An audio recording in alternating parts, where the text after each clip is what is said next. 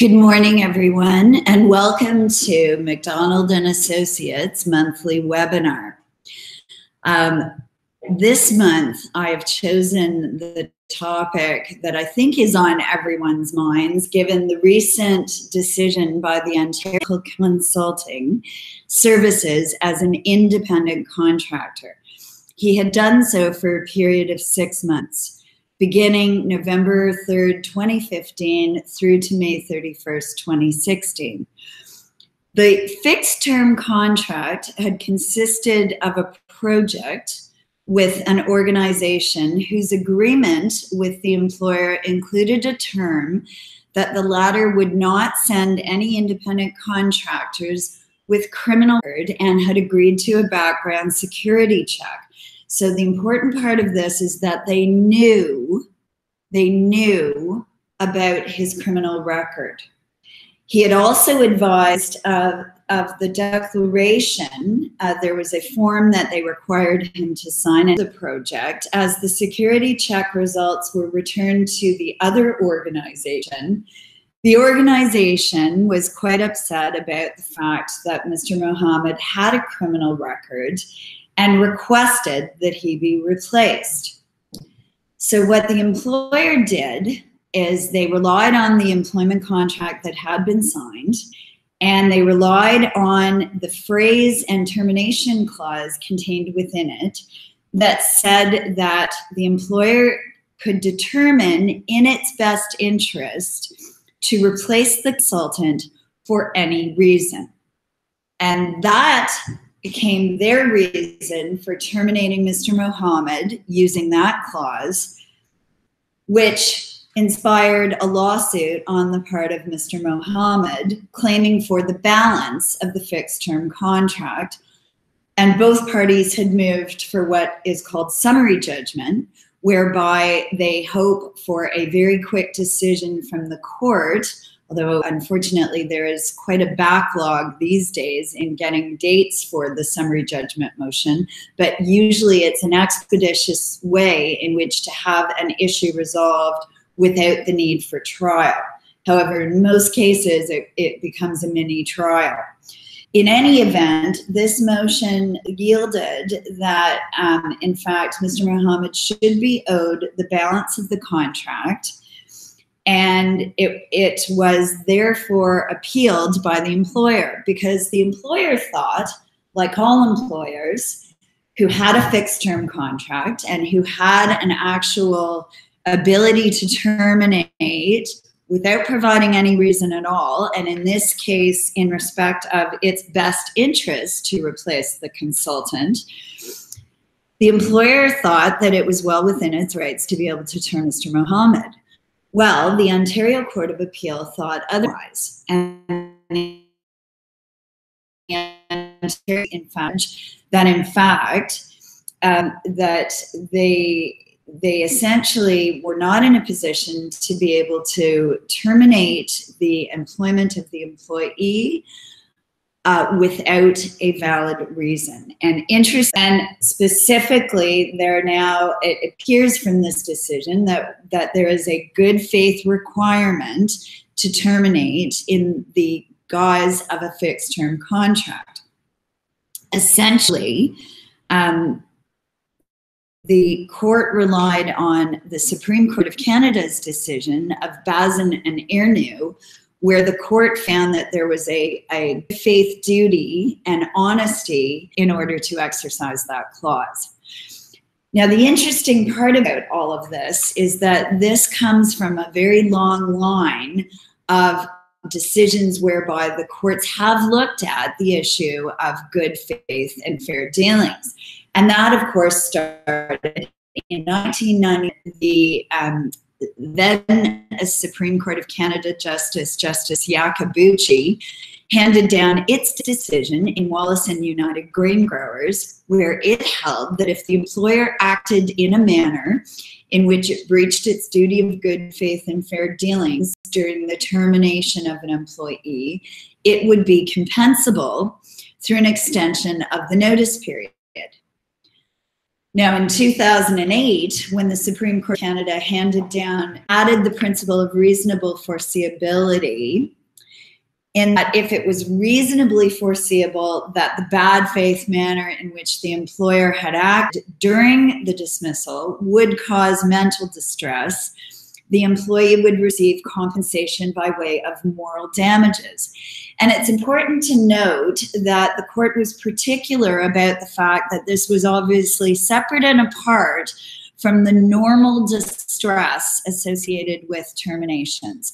So what the court essentially was saying in 1997 and all the way through to 2008 is they were making it very clear that if the employer did something that was actually in excess of the normal acts around a termination of an employee, and the employer acted in bad faith in the manner in dismissing, that would be compensable under Wallace by an extension of the Wallace damages, and now with Honda and Keys, moral damages, which were to be awarded by way of a general damages award.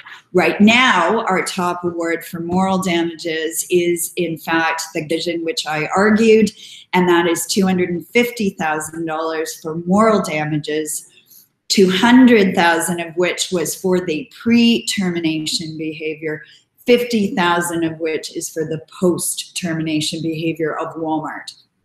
Now, in 2014, the case upon which the Ontario Court of Appeal relied, which was Bazin and Ernoux, extended that concept of the duty of good faith and fair dealings to commercial parties to act honestly and in good faith to a contractual duty of good faith, which was therefore and thereafter applied in the employment context.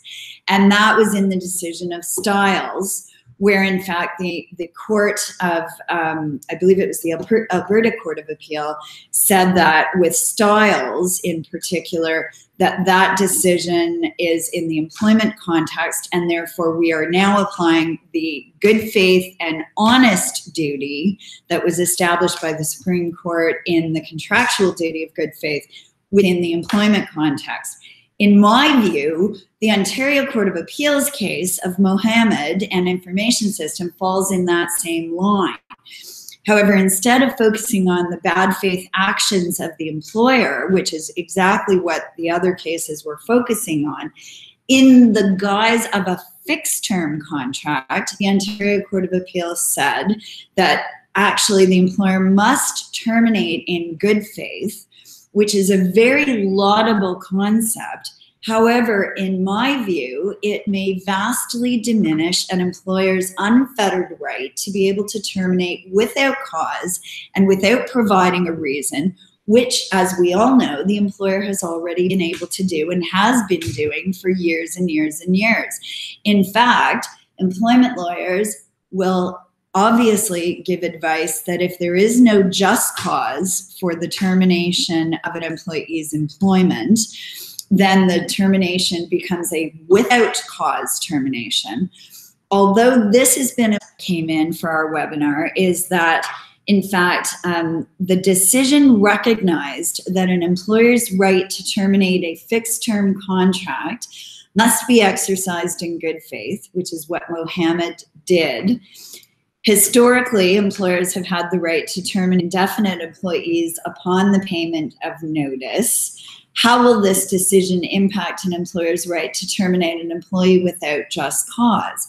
Well, that's very much what I am concerned about. I think certainly it's going to cause the employer to be able to think it more thoroughly through what their decision is and why they're making it. But I certainly don't think employers need to provide an employee with a reason for the termination. At this point, it's not going to be are able to terminate without providing the reason.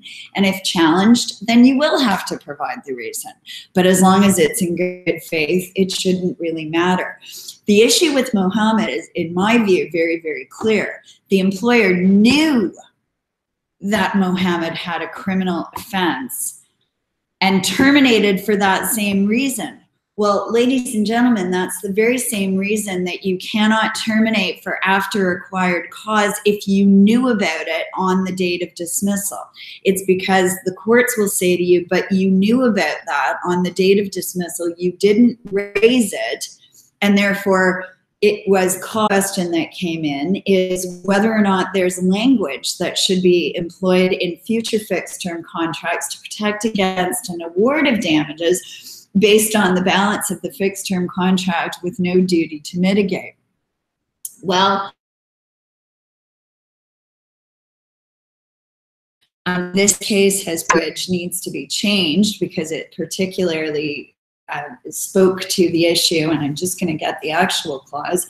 The employer determines it is in the employer's best interest to place the consultant for any reason. I mean, certainly, I think that's still very neutral language, and it's language that could still be applicable in the context of a fixed term contract.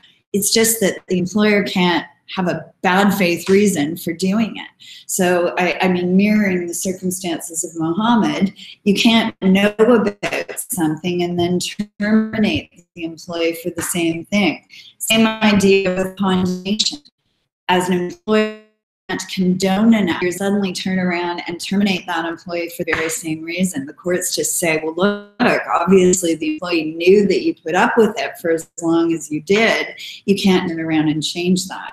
So I think that's what the Ontario Court of Appeals decision is. And in response to the question, I'm not entirely certain that you need to necessarily change that language. What I would suggest, however, is that for any reason, and depending on when you terminate within your fixed term contract, upon termination, the employee would have to mitigate, then that may be a potential issue unless, of course, compensate them at Employment Standards Act 2000 minimums upon termination, rather than to hire employees on fixed term agreements with this newly recognized duty of good faith and the risk of damages based on the balance of the contract. So just breaking that down, first of all, fixed term contracts for employers who want to protect themselves and provide certainty during the termination, a 12-month clause that's in their contract, which allows for their salary, their bonus, so that it provides certainty upon termination. So I am always of the belief that it's important for employers to protect themselves and to ensure that they have contractual termination clauses contained so that both parties know what the decision is. If you're hiring specifically with a fixed term contract, it's important, of course, in respect of that you want to, for an employee, impose upon in the balance of the contract. It's obviously different for someone who's an independent contractor, but again, with respect to employees, it's very important as a result of what Bose and Goss has said. The other issue, of course, is that and again, this goes to the seminar I gave, or the webinar I gave, I guess, a month ago. I mean, the courts, again, are just looking to employers to employ a duty of good faith when they're terminating. And it's really something that is we didn't expect because of the fact that we've always been able to do it the other way. Now what the courts are doing is they're saying, look, we're not allowing you to know about something and then terminate for that same reason. So I think the Ontario Court of Appeals decision now just codifies it. My concern is if it opens it up to employers needing to have a reason to terminate.